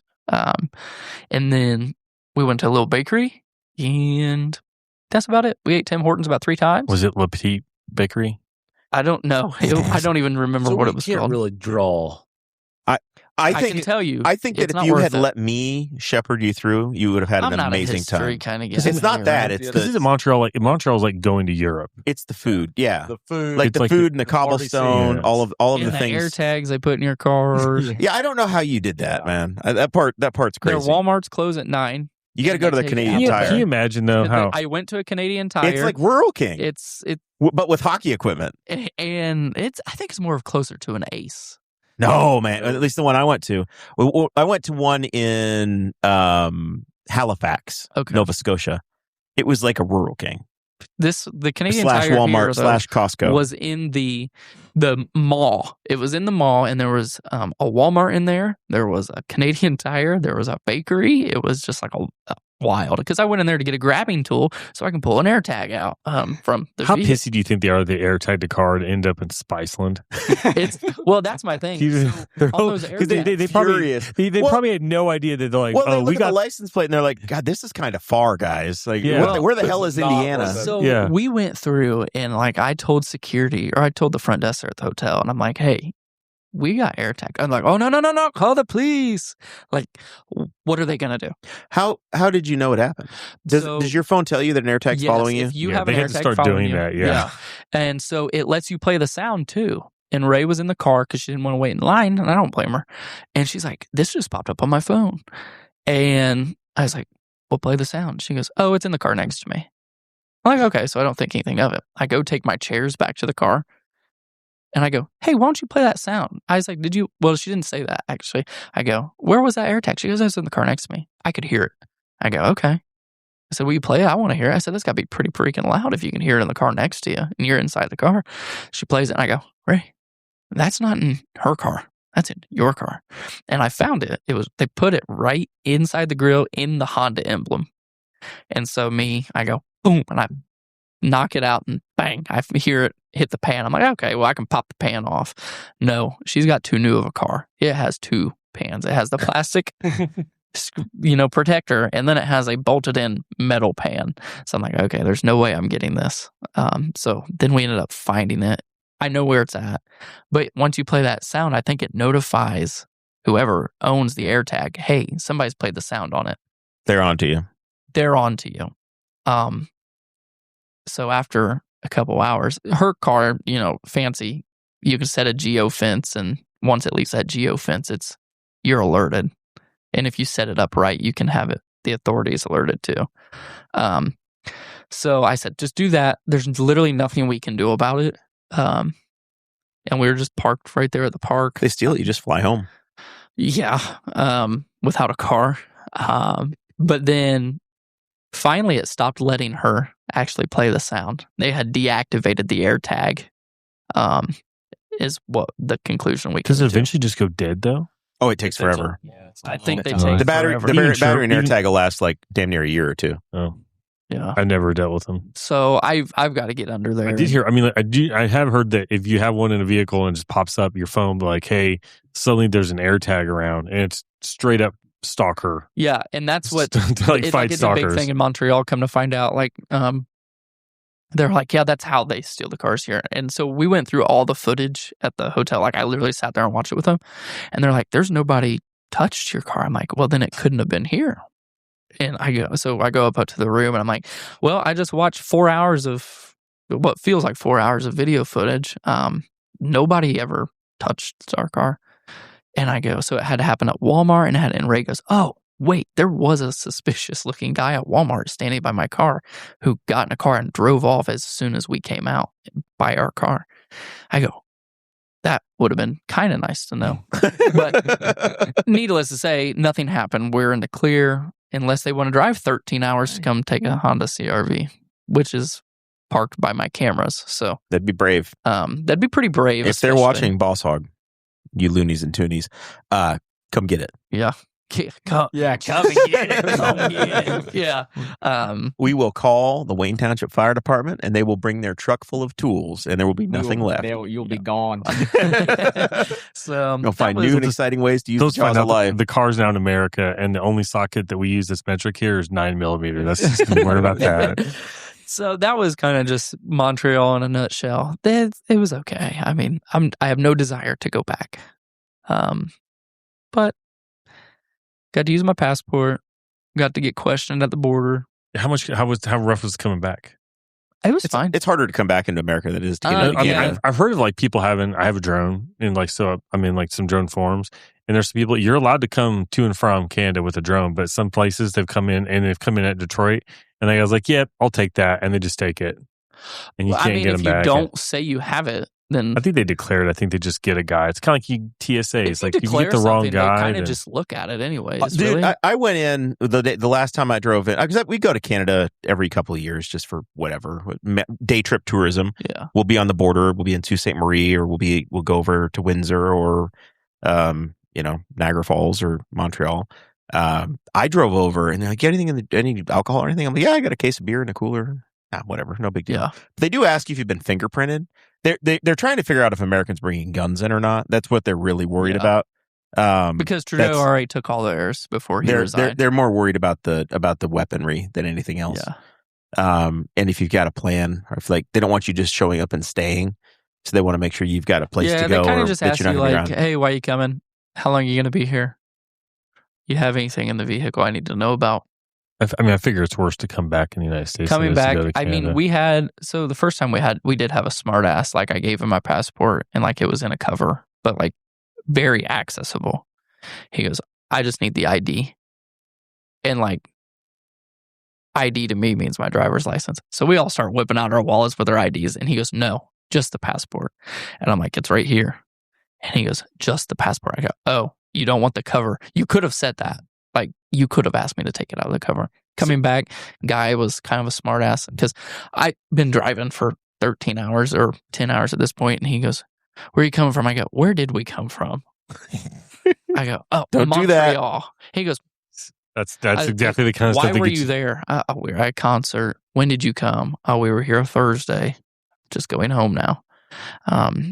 But then, like, my buddy Shane, he keeps his car a mess because he's lived out of it for the last couple months, basically going to shows. And this guy goes, "You bring anything back?" And we're like, "No." He goes, "Are you sure?" Like, there's boxes and chairs and everything in the back of his CRV. Like, seats are down, a fan, an oscillating fan. Like, he's like, "Are you sure?" Like, "Yeah, dude, we don't have anything." Like, literally. So he's like, okay. Did you try any beaver tails while you're over there? No, saw them. I can't eat that much. Those are huge. You can share it with somebody. You I just got to kinda try one. I think I tried one, actually. Because they're like, what, not that big? Yeah. They're not huge. It's like a giant fried donut, and then they spread Nutella or whatever else on it. Yeah, or whatever, different things. Mine, I don't think they called it a beaver tail, but it's what the beaver tails were. And it was kind of weird. It had chocolate, and I thought it was apples, but it was pears. It was delicious. It was so good, but it was pears. It wasn't apple. I figured that out after I took a bite, and then I looked at the sign. Because it's not actual beaver. No, it's a fried dough. It's like an elephant ear. Like a bear claw. Yeah. Like not actually a bear claw, but you just go to Buccees and get a beaver tail. Animal named. Why don't they have them there? They do. They do. They have. I think they have something called the beaver tails. Is it like that? Or paddle tails, maybe? I don't know. I think it's a beaver tail there. I can't remember. But it's kind of just like I don't know, almost like a... You're almost there. Monkey bread or something. I'm on the internet just searching for beaver and hoping it's coming up the right thing. There we go. Oh, there we go. I pulled up. I got a picture for Google Bones over here. There we go. Eating beaver tail. Fresh Canadian beaver. That's moist. a good-looking beaver. No, that was wrong. Just had it stuffed. So, yeah, nothing crazy over there. Nothing worth me spending an extended amount of time. Sarah and I, we were coming back from one of them, and she hadn't signed her passport and got chastised for not signing it. You have to sign it in ink. Yeah. And they don't like it if you haven't done that. Did you chastise her? Or? You can go across the border. The government officials did. Okay. You can go across the border as long as you have just the real ID? Nah, that depends upon the state and how you're doing it. Oh, it doesn't? Yeah. So, if you have an enhanced ID and you're from certain states, yes. Oh, okay. I don't think your Indiana one would work. No, but I think if you live in like Michigan and New York, yes. Then that's fine. Yeah. Yeah, like people from who we know, they live in Messina. I think I've told you this before. Or outside of Messina anyways. And they're like, yeah, we don't even need a passport. Like, we just go across the border. Yeah, but they probably had to present all the stuff to get a passport to get their driver's license. They had to get the enhanced driver's license ahead of time. Yeah. And that sounds like it makes sense for two states in which I bet there are people that commute back and forth on a regular for work basis. and things like that. I swear to God, this is enough Canada talk. Hey, don't disagree. Knicks lead the NBA Finals 3-1. Historic, crazy-ass comeback last night. My New York family was texting despondent at halftime, and now they lead 3-1 with Game 5 coming up. Are they going back to Texas now? I don't know. I don't pay attention. For Game 5, they bounce back and forth. But here's the thing. Here's my only take on this. The only thing we're going to say on this, and then we're going to next subject.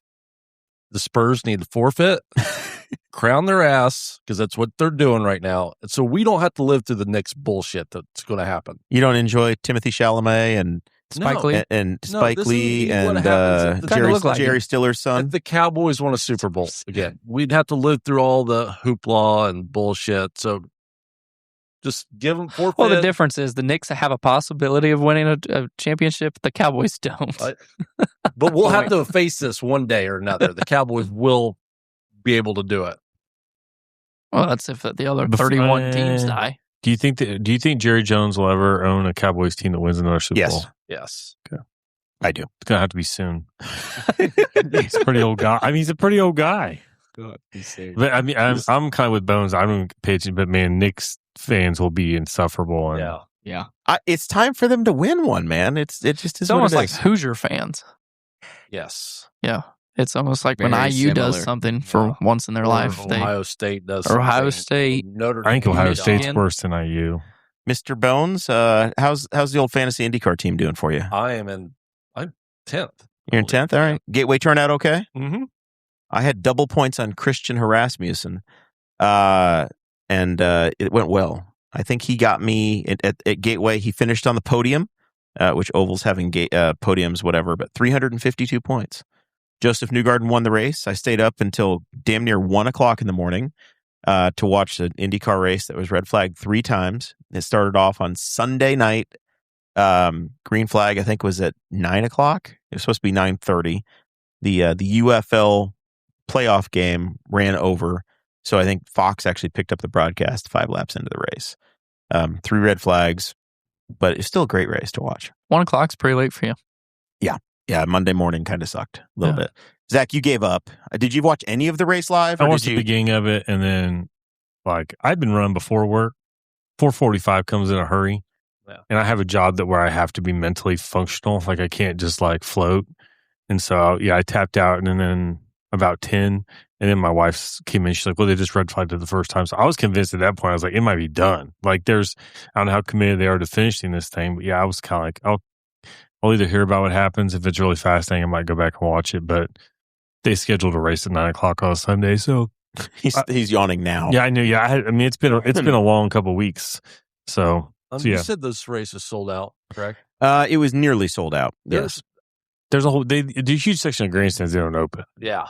Huge. I can't remember. Jeremiah mentioned it in the chat, and I can't recall if for Worldwide Technology Raceway, there's the main grandstand on the front straightaway, and then they have this bizarrely huge grandstand in the turn 1 to turn 2 area. It looks like it might be double the height of the main grandstand. I don't think I've ever seen it open. So I don't think they don't use it. Matter of fact, I don't even understand. It's a really strange spot to put a huge grandstand. I'm kind of like, why is it down there? It almost looks like it should be like behind the drag strip, which is behind the front straightaway, but yeah, I don't think they open it up. I don't know when they use it. I watched it till the flames came and like 10 laps. And I was like, so that's the first IndyCar race you abandoned on the season. That you didn't make it through. No race this weekend. They mercifully have a week off, and they'll be at Road America, one of the prettiest race courses in all the land. But they tested at Road America. Road America. Oh, like on Tuesday. So some of the teams had to take the cars directly from St. Louis and go up to Wisconsin, and then and some of the teams, some of them have their own, but convert them from oval to road course spec. Their schedule, by the way, I heard the schedule listening to a podcast today. Their schedule to finish up the season is absolutely brutal. They added the Washington D.C. race, and now they're bouncing from coast to coast to coast in the last 3 weeks of the year. Yeah, I think at one point they're in Portland, and they have to go all the way across the country to Washington D.C. and then I think to Nashville to finish up. At the Oval in Nashville now. Yeah. That sucks now. You posted something today, I believe, that there was going to have a race in Columbia. So the Colombians, was all in on that. The Colombians are pitching a street course race on the Caribbean Sea. I would have gone. That's a lot of cocaine. Yes, it is. I will have to get special permission from Mrs. Morrell to make that trip, Bones. I'll ask her. But and the federal government. If I can go, we'll do it. But I'm convinced that we will not come home with 4 kidneys amongst us after the trip. I'm Zach, would you go to Columbia for an IndyCar weekend? Not unless somebody's shipping it on security. I want some like special ops guy down there just following us around. Pure American. We'll bring Kaleb. He's a trained fighter. Just like armed. I mean, like an armored car. We're going to need that fire truck. We're gonna take the fire truck full of tools. You'll be on the one plane that has 6 people on it. You don't think I'll stand out wearing an Alex Pillow DHL jersey in Columbia looking as pale as I do? I can only, I mean, like, to revisit a topic we had before, like, there's 6 to 10 people that you see at like every race, and there's more than that, but like there's certain core people that you see at every IndyCar race. Those people would be like absolutely shooting fish in a barrel in a foreign country. Like they're just Colombian. They're going to get abducted. Yes. They're going to get abducted and then held for ransom. Be like, hey, Mr. Penske, do you want Maggie back? Yeah. Yeah. I was going to say, you're just going to see like skid marks and just a big head of Will Power's head just laying on the ground, kind of torn up. And you're love you, Maggie. Love you, Jeff. There she went. And I've seen Man on Fire. I know how ugly that stuff can get. I think Columbia is a little safer than what we think. I think I've heard it's actually really nice. And I think the Caribbean Sea would be that's fine. where Rossi went to a bachelor party in Columbia, did he not? Yeah, not too long ago. Yeah, in Medellin or something. But that's one of those places, though, that you have to be like... You got to stay in I'm sure you have to stay in the right neighborhood. You have to study up. You don't go venturing out. You have to study up, and you're kind of... We're not going inland. We're staying we're not going to hiking in the woods. We're staying in the Caribbean. We are not looking for any white powder of any sort. We're not going skiing. Yes, we are.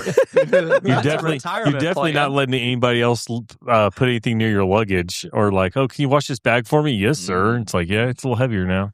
For an extra $1,000, you take this back. Why is it so dusty? You're changing planes in Miami. Will you just leave this at Carousel? If you let us do a little surgical procedure on you here and in Miami, we'll give you an extra $5,000. Next thing you know, they're selling bags of cocaine in your hips. Yeah. Maybe that was implanted in you in Montreal. What? Yeah. The stone from Patreon. Oh, that's true. World Cup. So I have, Bones, you and I did, what's the name of the show? Playbook. The Playbook podcast. It's a running bit now where I ask you what the hell the name of the show is. Ian Southerland's show records in here a couple times a month, and we were on, and you were there for golf. Mm-hmm. I was there for moral support, and we talked through the World Cup stuff on their show. And I said, "Why the hell are we doing this? This is not what we do. We are not experts at soccer or football. Their football." 48. Watch Ted Lasso though, so that kind of makes me an expert. Yeah, I agree. Yeah. You just tried to download the Banter app is what you did.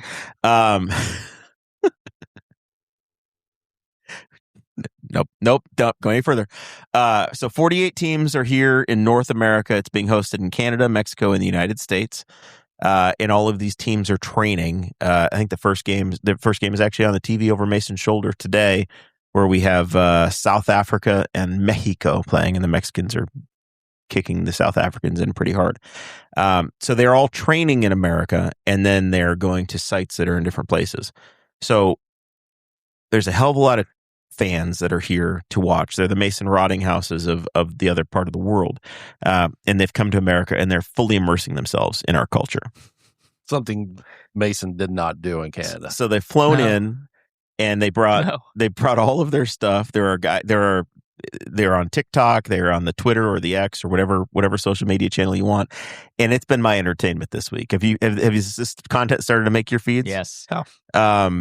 There's a dude named Freddie LA7 on Twitter that everybody's talking about, and he was at Auburn for a game, and they filled the Auburn football stadium for a friendly match, and the War Eagle flew around, and he got to experience an SEC football stadium for the first time. The governor of Alabama is like, you got to come back in the fall for a real game. Like they're tweeting back at him, and they're doing these road trips. So they're checking out the Waffle Houses. They're hitting up Walmart. Somebody was actually kayaking down the Chattahoochee River. I bet some of them are being shocked by how big the country is. Yeah, they're truly they're like, experiencing America. We'll just drive from here to here, and they look, it can't be that far, and they realize that you have like 2 games in Texas and have like a day's drive. And then their map says you're 600 miles, and they're like, "What the fuck is that?" First of all, they don't even know what miles are. Yeah, yeah. It's like, So how far? That can't be bad. That's a freedom unit. 850 kilometers. Oh, God. So these teams are training all over North America. I know there's Kansas City's one of them. So Algeria and Argentina are both in Kansas City. One's at the University of Kansas, and the other one's at the Sporting KC training facility. And then is Arrowhead hosting? Arrowhead's hosting, yes. Chechnya is in Dallas. Spain is in Chattanooga at Baylor schools. There's a bunch of folks that are hanging out there. Went to Spokane. They've got to be freezing. The Iranians are in Tijuana. That's where their training facility is. So that is home base for the next 6 weeks. Some of the other fun ones. Norway's in North Carolina. They got to be there. Yeah, they did kind of, man, they really jacked some of these countries up and where they shipped them to. It's all planned. I think they chose where they want to be. Uruguay is in Cancun, so they're fine. Switzerland is in San Diego. Senegal is at Rutgers in New Jersey. Scotland's in Charlotte. That's a totally different. Is that where are they playing at Bank of America there, or is it? I'm not sure about the sites. And somebody was in Columbus, Ohio. Trying to find that one. Ecuador is at the Columbus Crew training facility in Columbus, so they're only 2 hours away from us. People are talking about diners. Somebody said that they had the best meal of their life at a diner in Fort Wayne. I bet they did. I mean, like, honestly, what the hell is a good Fort diner? Wayne? Yeah, but They've never had a pork tenderloin before. They don't know what biscuits and gravy are. They're fully immersing themselves in America for the next 6 weeks. There's countries that are also not from Europe.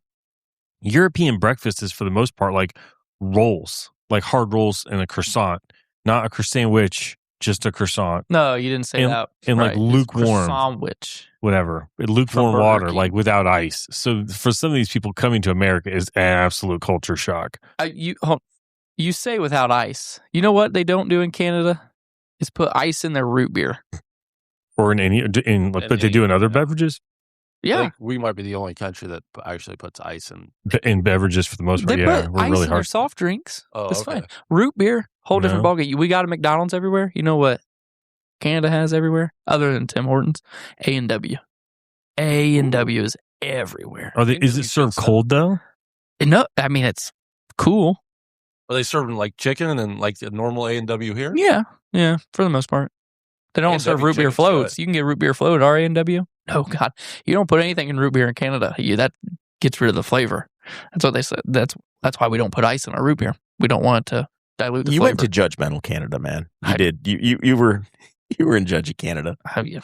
I think it's fun. I'm excited that these guys are here. We were opining that maybe my theory was that a European team would not win because of the heat and humidity. I think either a North American, but probably most likely a Where's South the American team. championship played? MetLife Stadium.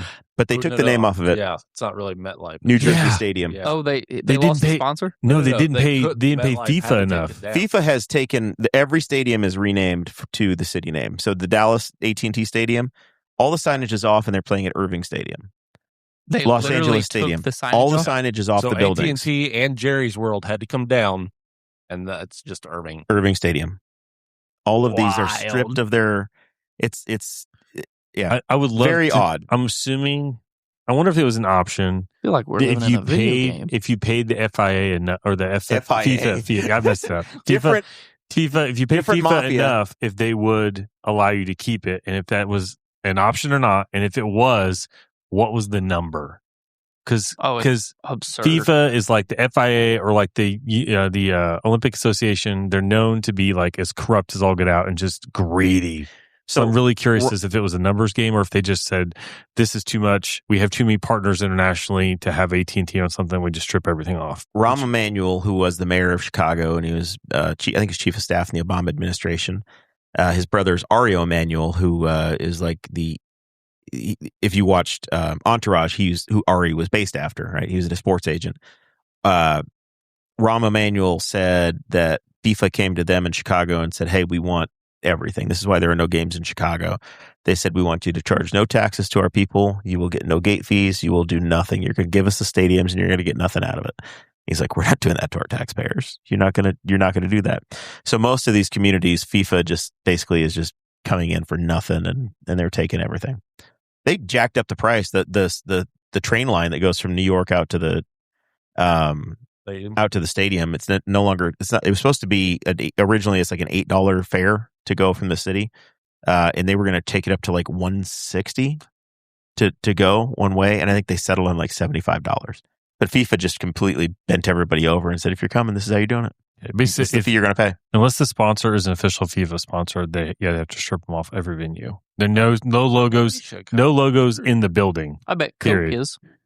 Coke is an official sponsor, like Coke and Adidas and some of the other ones.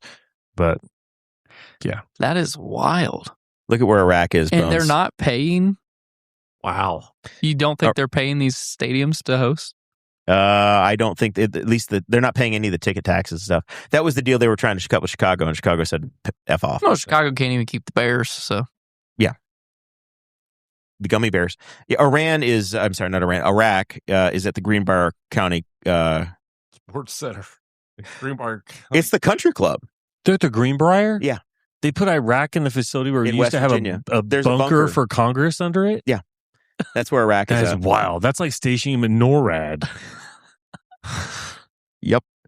What- Yeah, Spain and Chattanooga is Are they in the is the resort? best one. Are they in the resort or are they in the bunker? Egypt is at Gonzaga. I saw that the first Somalian official, FIFA The official, referee the referee, he was denied. denied in Miami, I think. They wouldn't let him in the country. They wouldn't let him in the That's- country and told him to go back. Actually, they did not even send him back to Somalia.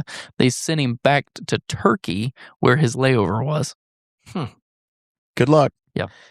And they interrogated him for Well, over Colombia's 20 that good. hours. 20 He's an hours. official. My pick. And Colombia's he in is Guadalajara. literally showing them everything, and it hasn't come out as to why but yeah, for 20 hours they interrogated this guy, and he literally is like, I'm meeting my team for training. I'm here to officiate the FIFA World Cup, and he was literally voted the continent's best soccer official. And they told him no after 20 hours being interrogated. I'm looking forward to it. I know the story is going to be great. I I think on the show last Monday, I picked Mexico as my guess. Do you guys have any guesses for which team is going to win? USA. You're going America? Yeah, I don't know anyone else. All right. Do I just name a country and they have a soccer team? Basically. Okay. Give me a second. All right. Zach, you got any ideas? You want to give us a World Cup prediction? I have no idea, but I believe that the defending World Cup champs are Argentina. They are. That adds up. So they've got Messi. Yeah. I'm Googling all this fun stuff. FIFA rents the stadiums for a flat fee. Okay. And the cities usually spend between $100 and $200 million hosting. Spend? Yes. I think it's like the Olympics. It costs. Yeah. You're hoping to make Toronto's hosting this week too. So we got a little bit. I bet it's a lot like the Olympics, actually, just on a larger scale. Mr. Bones, who did you pick on Monday night for your winner? USA, but my dark horse and my love will be Colombia. We're gonna put Colombia down here. So greatest post-tournament celebration ever. Sure. Like just a little bump of fun. Caleb, you want in on the big picks? You say Iraq was Iraq is there. I'm going Iraq. All right, and I wrote Adam and Bones. Mason, I need your selection. I don't know. Wasn't France in it last year or last time? I think France was in it against Argentina. Maybe France is a valid option. They're at Bentley University. Where's Bentley University? If you have to ask, you can't afford it. Yeah. I don't think I've ever heard of Bentley University. Ask someone else. You may know who that Forrest probably is. knows. Yep. Forrest has 2 degrees from Bentley. Yeah, I'll go with France. Because you learned so much in practice, France. So my favorite country that's in this that I'm like, how in the hell? Cabo Verde. Yeah. The salsa? Would think. Do you guys know anything about Cabo Verde? Does verde mean green? Isn't that right? Kind of. Yes. Pick me. It does actually in Italian, I believe. Caleb, you got any guess? I have no clue. I'm gonna vegetables. I'm going with vegetables. All right, it's a country. Right. All right, you don't know anything. You want to guess what continent they're on or what they're close to? Africa. No, I'm gonna say Saudi Arabia. They're near Saudi Arabia. Zach, you got any guesses on Cabo Verde? He's got a computer in front of him. That's not fair. No, I've never heard of it. Whips out longitude and latitude. No, there he goes. no, It's right I wasn't here. Googling. I was just trying to find the full list. Man, so somewhere I'm going to guess somewhere along the Gulf of Mexico or somewhere like that. So Cabo Verde is it's a former Portuguese territory. So they speak Portuguese there, and it's off the west coast of Africa. Bingo. So kind of it's a little micronation. Yeah. The entire population It's of like Montreal. Cabo Verde is 490,000 people, so less than Indianapolis, and they qualified, and they qualify, and they're a country in the World Cup. You have to qualify? I thought everyone Yeah. just got a shoe in. Some countries. There's 48 teams. Some Ireland, Ireland was the big one that didn't make it. Is it like a play-in, or is it like they have tournaments and matches leading up to it that you have to win to qualify. That's how much I don't know. They play for ties. Until they get far enough in, then you got to win. This is Why fun. do we play for ties? We learned last time that the last time this was held in America was 1994. You probably weren't around yet. Neither one of us were. You weren't around yet. My sister was born in 94, and Brazil won the last time it was in America, which goes back to my theory of the humidity, the South American humidity. Who won? Brazil. Oh. I got a shot with Colombia. Yeah, I think you do. You got a puncher's chance. Curacao. Blue Curacao. 8-ball quarter pocket. Tunisia made it. Curacao is an island nation just north of Venezuela that I was hoping to visit, but baby's coming, so I had to reschedule. Can't go. Mr. Mason, final thoughts. Oh man, I didn't even think about final thoughts. Final thoughts. I'm 3 months away from my marriage. It's It's exciting. I'm still a maybe on the RSVP list. I know. I don't know how to answer. I think I got a valid reason. I got an invitation in the mail, and you're like, fill this out. And I'm like, dude, I'd love to go. But I don't know. Go ahead and RSVP. And can I bring a week-old baby to the thing? I don't. Are they going to charge you for me bringing an infant? I honestly probably wouldn't let you. I wouldn't let you personally come. I'm like, be home, stay with your child. You're not the only one that is expecting around that same time, so it's kind of a play by ear. It's bad timing on my part. Not expecting. Just to be clear, I'm expecting to be told I'm supposed to be somewhere. Yeah, I would say. We get married in 3 months. Literally tomorrow is 3 months to the day. You guys have been engaged for like a year. We had a pretty long engagement. We wanted to get married after she had finished her master's, so we're there. She ready to move into the house? She excited? Yeah, she's very excited to move in. Now that we're, you guys can stop living in sin. And I'm excited. I was always one of those people who said, and Jeremiah can vouch, I know. I'm never getting married. I'm never having kids. Not happening. And I can't wait to have kids. He's mini van shopping already. He's going to be calling up John Phillips over at Martin Honda. Yeah, I'm so ready to have minivan. Like you going two. Honda Odyssey or Passport? SUV or minivan?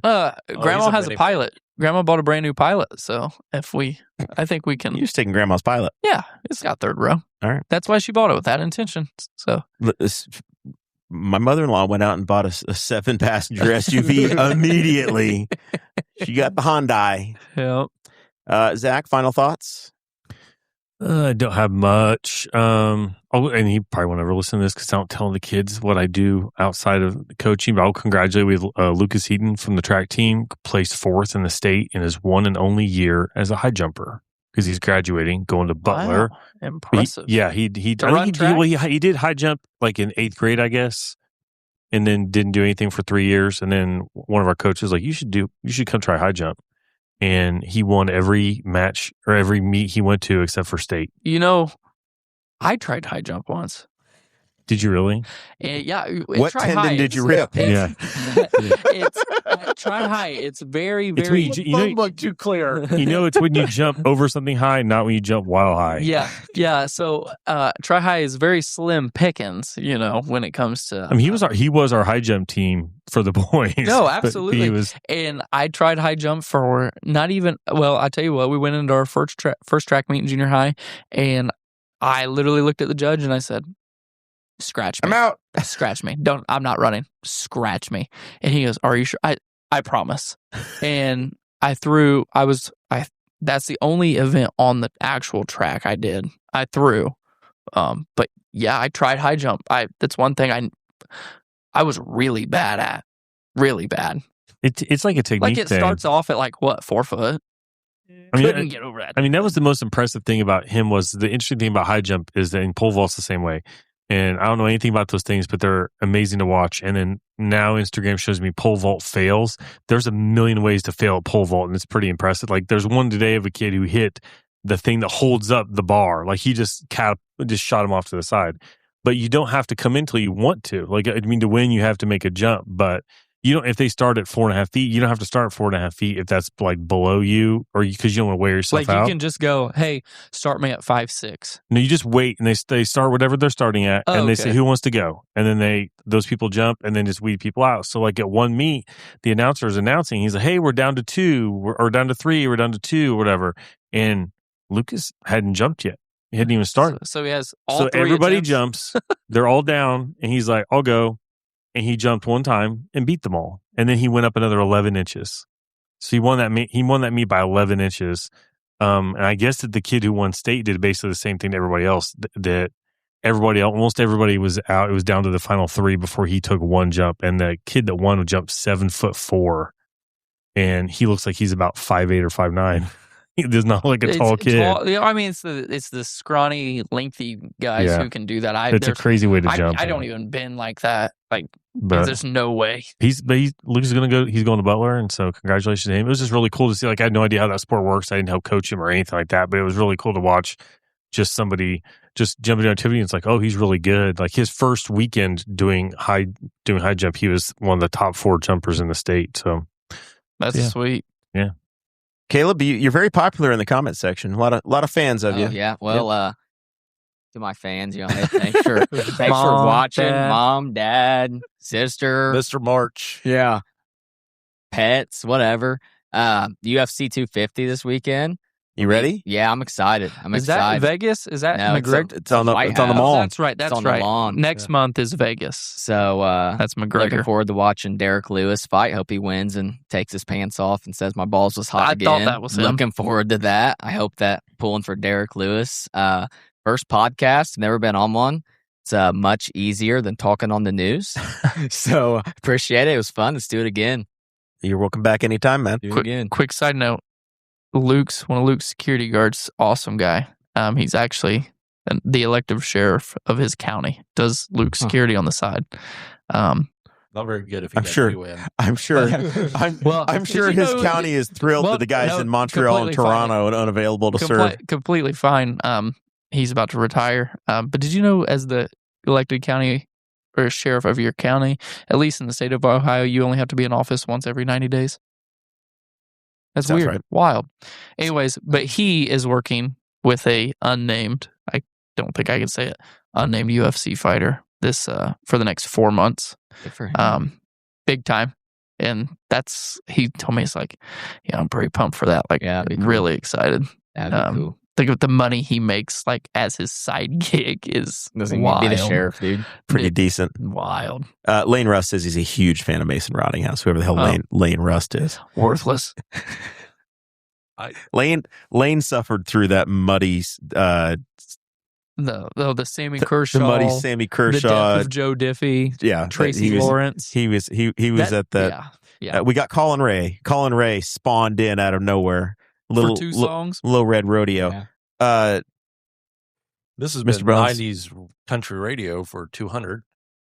There's been a death, by the way. What? The voice of the Grand Ole Opry. Oh, Bill Cody. Bill Cody rest died. in peace. Anyway, I'm going to end on that one then. Rest in peace, Bill Cody. I don't know who you are. Wild guy. It was crazy. 67 years old, just out of nowhere, heart and kidney failure. I heard 71. No, 61, 67. 6-7. Wow. Like you're all too old for this shit. Next week we'll be here on Thursday, and we will be joined by an old friend of the show, Lee Markham. So tune in on Thursday. We're going to check in with Lee and his brand new business. Thank you all for being a part of the show. Remember, we live stream on Facebook and YouTube. Smash And that like button. yep, hit the bell. But honestly, the Patreon is what gets us on the air each and every week. So if you like the show, if you appreciate what you do, go over there, name any price you want, and we'll get you in the Facebook group, added in. But trying to grow that as we continue to grow the show. We'll see you guys next week.